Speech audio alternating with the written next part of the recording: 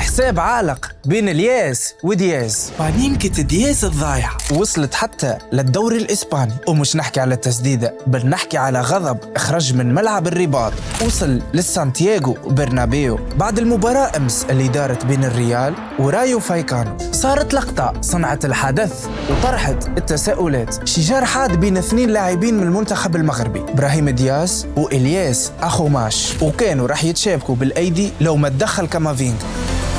هي لقطة عادية في الكورة وديما ما تصير لغرض استفزاز الخصم، لكن صحف مغربية كان عندها رأي آخر وترى أنه اللي صار ما يمكنش يكون شجار بسبب مباراة أمس، واعتبروها حساب عالق بين لاعبي المغرب وإبراهيم، خصوصا أنهم تهجموا على إبراهيم بطريقة عنيفة بعد البينالتي الضايعة منه في نهائي كأس أفريقيا اللي كانت راح تسد جوع المغرب للتتويج بالكامل. وهذه الواقعة خلقت جدل، لأنه ببساطة خلينا نقولوا أنهم أولاد بلاد وزملاء، وناس تشوف انه فما توتر داخل المنتخب ووجهوا انتقادات على اللي صار داخل البرنابيو. لكن فما اللي راه شجار عادي قادر يصير في اي مباراة ومش محتاج كل هذا الجدل، مثل ما يتشجر رافينيا وفينيسيوس مثلا، وهم الاثنين من المعسكر البرازيلي، وانه هذه الاشياء تصير في المباريات بسبب الضغط. فبرايكم هل كانت مجرد شجار مار، ام ان لاعبي المغرب ما قدرتش تغفر لدياز بينالتي الاستهتار وخلافهم معاه ممكن يوصل للمونديال؟